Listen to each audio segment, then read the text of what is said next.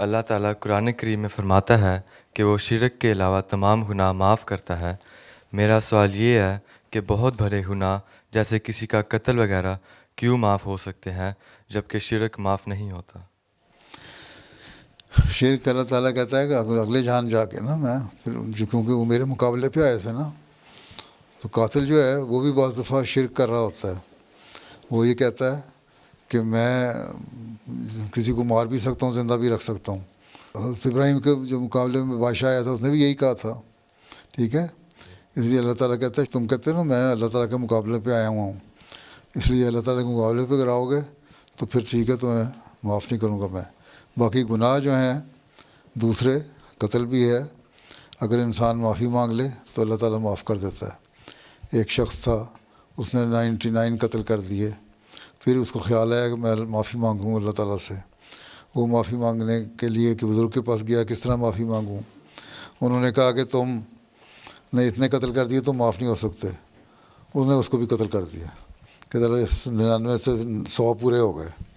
اس کے بعد پھر اس نے کہا بخشش کا ذریعہ، ایک بزرگ سے پوچھا، اس نے کہا ہاں فلاں جگہ ایک بزرگ ہے، اس کے پاس جاؤ، وہ تمہیں بتا دے گا راستہ بخشش کا۔ تو وہ جا رہا تھا تو راستے میں وہ مر گیا خود بھی۔ جب مر گیا تو پھر دوزخ کے فرشتے جو جہنم میں لے جانے والے تھے وہ بھی آ گئے، اور جنہوں نے جنت میں لے جانا تھا وہ بھی آ گئے۔ انہوں نے آپس میں بحث شروع کر دی۔ جنت والا کہہ رہا تھا کیونکہ یہ نیکی کرنے کی طرف جا رہا تھا، اپنے گناہ معاف کرنے کی سوچ رکھتا تھا، اللہ تعالیٰ کا خوف اس کے دل میں پیدا ہوا، اس لیے میں اس کو جنت میں لے کے جاؤں گا۔ دوزخ والا کہتا ہے نہیں، اس نے 100 قتل کر دیے ہیں، اس کو میں دوزخ میں لے کے جاؤں گا۔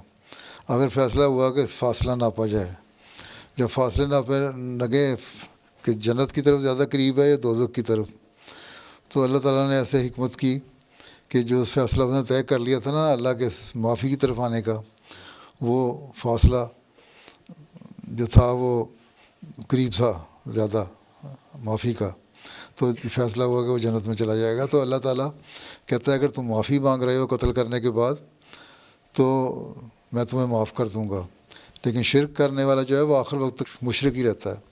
لیکن اگر ایک ایسا شخص جو آخری وقت میں مشرک بھی ہو معافی مانگ لے تو اللہ تعالیٰ اس کو بھی معاف کر دیتا ہے۔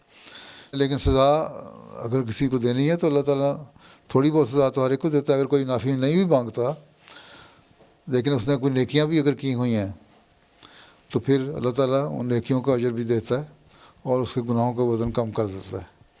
بہرحال قاتل اگر معافی نہیں مانگ رہا تو اللہ تعالیٰ اس کو بھی سزا دے گا، اگر وہ معافی مانگ رہا ہے تو اللہ تعالیٰ رحمان بھی ہے، اللہ تعالیٰ کی صفت رحمانیت بھی ہے نا، تو معاف کرنے والا بھی ہے۔